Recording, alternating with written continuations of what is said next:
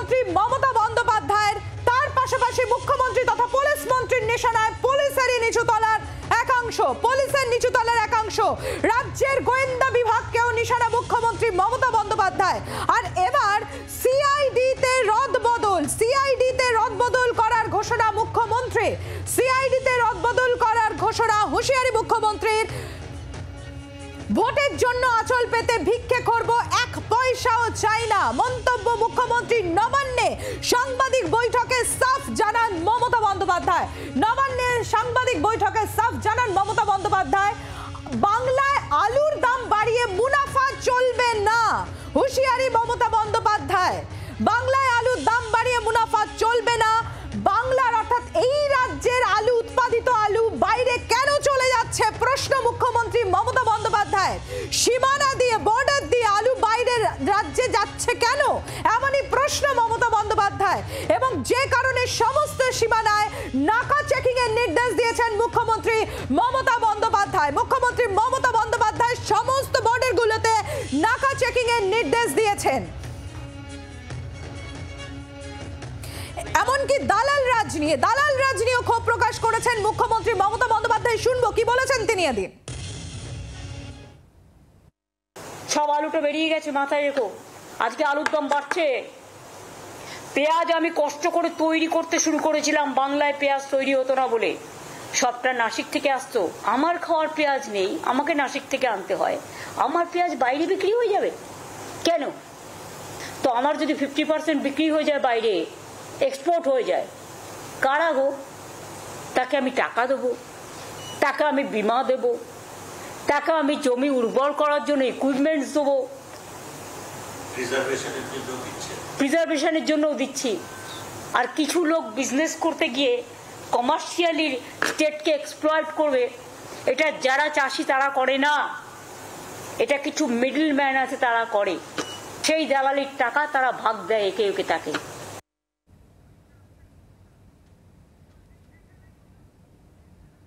আর পুলিশের নিচুতলার একাংশের বিরুদ্ধে ক্ষোভ খোদ পুলিশ মন্ত্রী তথা মুখ্যমন্ত্রী মমতা বন্দ্যোপাধ্যায়। কি বলেছেন তিনি শোনাবো।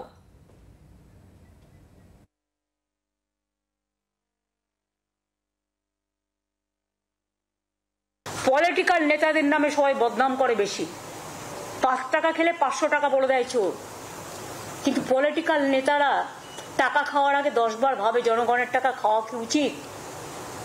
তাদের নিজস্ব একটা দায়বদ্ধতাও থাকে। কিন্তু লোয়ার লেভেলে কিছু অফিসার্স, কিছু কর্মী যারা এই গভর্নমেন্টকে ভালোবাসে না, এবং তোমার পুলিশেরও কিছু লোক, তারা টাকা খেয়ে আজকে বালি চুরি বলো, কয়লা চুরি বলো, সিমেন্ট চুরি বলো, জয়গাঁওতে এত পাথর পড়ে আছে, ভেঙে কেন তোমরা টেন্ডার করছো না? এটা তো এগ্রিকালচার, এটা তো ল্যান্ড ডিপার্টমেন্ট করবে। ল্যান্ড ডিপার্টমেন্ট কি করছে, কেন বসে আছে? ওয়াই?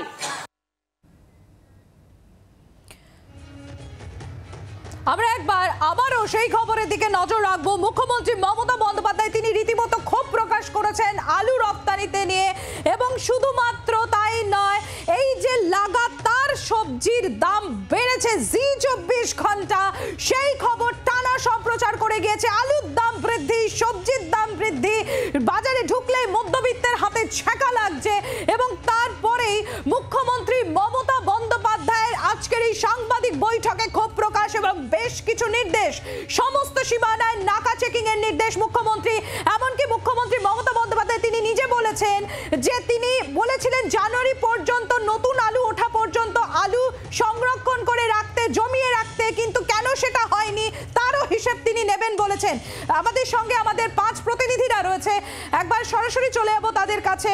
আমাদের সঙ্গে গড়িয়াহাট বাজার থেকে আমাদের সঙ্গে রয়েছেন আমাদের প্রতিনিধি অর্কদীপ্ত, লেক মার্কেট থেকে রয়েছেন আমাদের সঙ্গে আমাদের প্রতিনিধি দেবাঞ্জন, দেবব্রত রয়েছে হাওড়া থেকে, বিধান রয়েছেন হুগলি থেকে, এবং ব্যারাকপুর থেকে আমাদের অপর প্রতিনিধি বরুণ রয়েছেন আমাদের সঙ্গে। আমি সবার প্রথমে চলে যাবো একবার অর্কদীপ্তর কাছে। অর্কদীপ্ত, মুখ্যমন্ত্রী মমতা বন্দ্যোপাধ্যায়ের হুঁশিয়ারি, গড়িয়াহাট বাজারে যারা আলু বিক্রেতা রয়েছে তাদের কি প্রতিক্রিয়া পাচ্ছ, কি বলছেন তারা, আর ক্রেতারা তাদেরই বা কি বক্তব্য?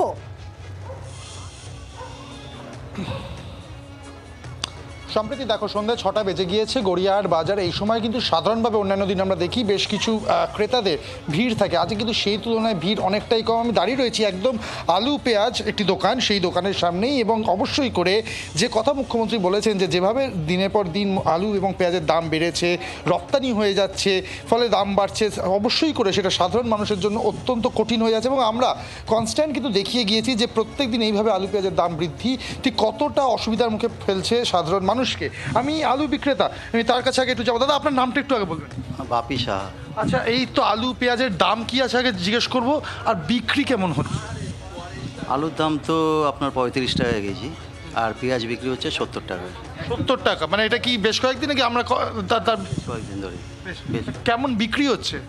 বিক্রি তুলনামূলক একটু কম হচ্ছে, কারণ দামটা বেড়ে যাওয়াতে তো কাস্টমারেরও একটু অসুবিধা হয়ে গেছে। যারা 2 কেজি কিনতো তারা 1 কেজি কিনছে, তা অত দামটা যদি একটু কম থাকতো ভালো হতো।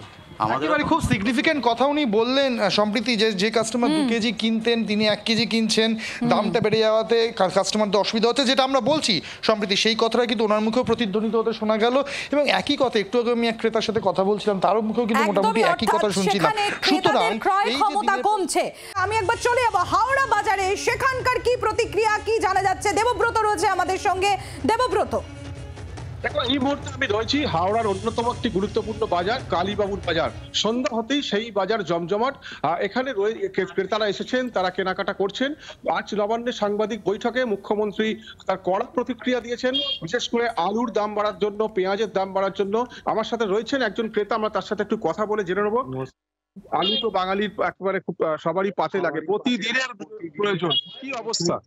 যা আলুর অবস্থা, মানে এই মুহূর্তে হাওড়াবাসী তথা গোটা রাজ্যের বাসিন্দাদের মানে তাই ব্যাপার। কেননা বাজারে এলে যেন মনে হচ্ছে ছোটফটি একটা ভোল্টের মতো, কারেন্টের মতো। আলু ধরুন আজকে একরকম, কালকে একরকম। আলু ধরুন আমাদের এখানে এ রাজ্যেই চাষ হয়, কিন্তু আমাদের কিনতে হচ্ছে 32, 35 এবং 45, কোনো সময় 50, কোনো বাজারের নিয়ন্ত্রণে। মাননীয় যদি বলে থাকেন আমরা খুবই খুশি হব যে উনি যেহেতু চালাতো বাজারগুলোতে আছে কিছু কোন রকম নজরদারি যদি থাকতো বা সেরকম যদি ওনারা ব্যবস্থা রাখেন তাহলে তো ভালোই হয়। জানি না কতটা কি এই ব্যাপারে আমার আইডিয়া নেই, তবে আমার এইটুকু মাথায় আছে যে আমরা রোজ বাজারে আসি। আজকের দিনে টমেটো আজকে 50 টাকা কিলো কিনেছি, ঠিক 1 সপ্তাহ হয়নি, কার্তিক পুজোর আগে পরে আমরা 100 টাকা কেজি কিনেছি টমেটো। ধরুন আজকে এই ডালায় যদি থাকে একটা জিনিসের দাম 80 টাকা, সবজির দাম আকাশ ছোঁয়া। জি 24 ঘন্টার লাগাতার সম্প্রচার। দেবব্রত, তুমি আমাদের সঙ্গে থাকো, অন্যান্য প্রতিনিধিদের সঙ্গেও আমরা কথা বলবো। চলে যাবো লেক মার্কেট থেকে, আমাদের সঙ্গে রয়েছেন দেবাঞ্জন, হুগলি থেকে রয়েছেন বিধান, এবং ব্যারাকপুর থেকে আমাদের প্রতিনিধি বরুণ রয়েছেন আমাদের সঙ্গে। আমি একবার লেক মার্কেটের দিকে নজর রাখবো। দেবাঞ্জন, আর লেক মার্কেট অন্যতম শহর কলকাতার ব্যস্ততম এই বাজার, কি বলছেন সেখানের ক্রেতা এবং বিক্রেতারা এই মুখ্যমন্ত্রীর আলু নিয়ে নির্দেশের পর?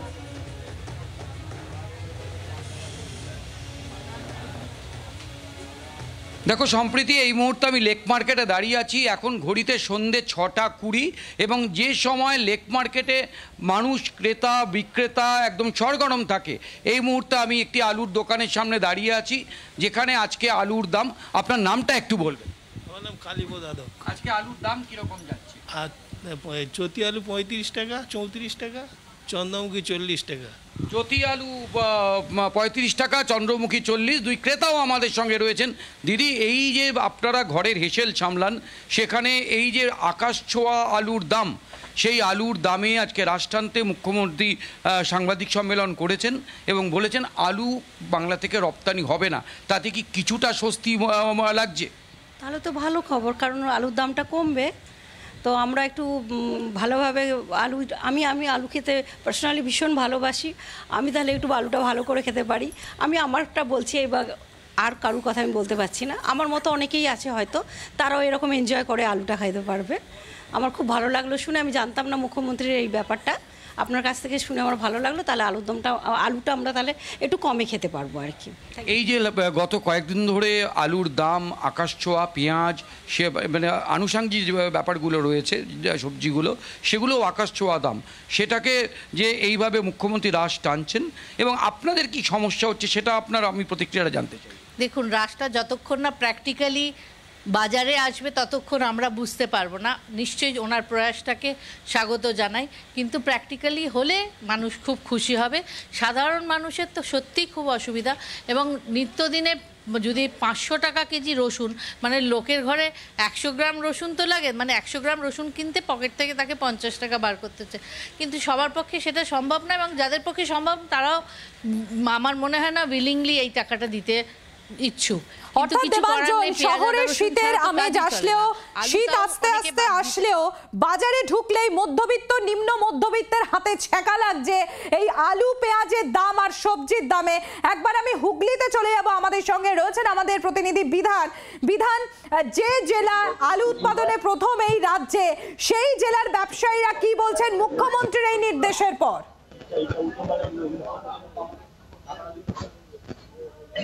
সম্প্রীতি, প্রথমে তোমাকে একটা ছবি দেখাই আমি, যে বাজারে রয়েছে খড়ুয়া বাজার চুচুড়া, সেখানে জি 24 ঘন্টাই চলছে টিভি, এবং সেখানে যারা রয়েছেন এই বাজারের ক্রেতা বিক্রেতা তারা সেই চ্যানেল দেখছেন, আমাদের এই সম্প্রচার দেখছেন। লাগাতার আমরা প্রচার করেছি যে এই আলুর দাম যেভাবে বাড়ছে, এবং আলুর দাম এই বছরও কিন্তু সেই অর্থে কমেনি, আলুর দাম কমুক ক্রেতারা চাইছেন, কারণ বাঙালির ঘরে আলু ছাড়া তরকারি হয় না।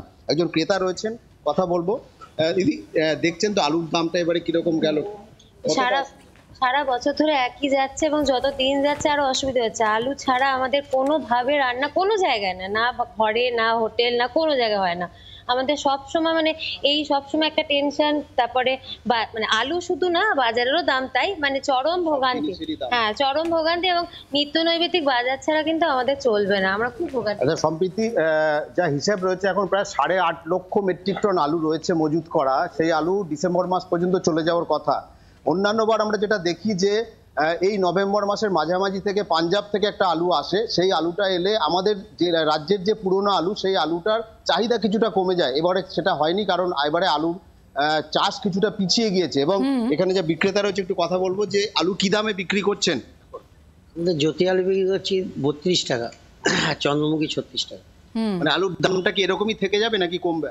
না, কমবে। আলু পাঞ্জাব থেকে আলু এলে, পাঞ্জাব থেকে আলু আসে, এমনি কমবে, কিন্তু এবছর চাষটাও লেট আছে এখানে বৃষ্টির জন্য, তারপরে পাঞ্জাব থেকে আলু আসবে, এখন আসেনি, আসলে একটু কমবে। কিন্তু মুখ্যমন্ত্রী তো বলছেন যে আলু রফতানির জন্য এইভাবে দাম বাড়ছে, যে কারণে তিনি আলু রফতানিতেই হ্রাস টানার নির্দেশ দিয়েছেন, এবং সীমানাগুলো বর্ডারে নাকা চেকিং এর তিনি ইতিমধ্যেই নির্দেশ দিয়েছেন।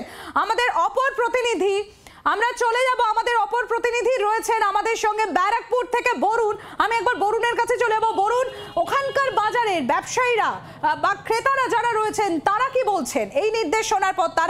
ক্রেতারা কি একটু হলেও আশাবাদী যে এবার তাহলে আলুর দাম কমবে? একেবারেই, আমি যে বাজারে দাঁড়িয়ে রয়েছি অর্থাৎ বেলঘড়িয়া বাজার, এই বাজারেও কিন্তু সেই একই দাম 35 টাকা, এবং চন্দ্রমুখী আলু কিন্তু 40 টাকা। এখানে কিন্তু যারা কিনতে এসছেন ক্রেতারা, তাদের সঙ্গে একটু কথা বলবো। দাদা ভাই, আলুর দাম, মুখ্যমন্ত্রী আজকে বলেছেন যে আলুর দামের জন্য যেখানে রপ্তানি হয় সেই রপ্তানি বন্ধ করবে এবং আলুর দাম কমানোর চেষ্টা করবে, কি বলছেন, কমতে পারে এই করে আলুর দাম? এই প্রসঙ্গে আমার কোনো কিছু বলার নেই, আমি তো এখনো পর্যন্ত নিউজটা দেখিনি, দেখলে সে সম্পর্কে আমার মন্তব্য করাটা ঠিক হবে, আমি তো এখনো পর্যন্ত দেখিনি। কিন্তু আলুর দাম কমলে কি কতটা সুবিধা হয়? হ্যাঁ, সাধারণ মানুষের তো সুবিধা হবেই, দিন চলতি যারা চাষবাস করে খায় বা যারা সাধারণ মানুষের অনেকটাই সুবিধা হবে আলুর দামটা কমলে। রপ্তানি কমালে কি আলুর দাম কমতে পারে, কি মনে হয়? প্রচুর আলু তো আমাদের এখান থেকে রপ্তানি হয়। হ্যাঁ, রপ্তানি তো কমালে কিছুটা হবে, কিছুটা কমবে আলু। হ্যাঁ, কি আপনাদের স্বস্তি বাড়বে? হ্যাঁ, সাধারণ মানুষের তো স্বস্তি অবশ্যই বাড়বে। বাংলার আওয়াজ, বাঙালির আবেগ, জি 24 ঘন্টা।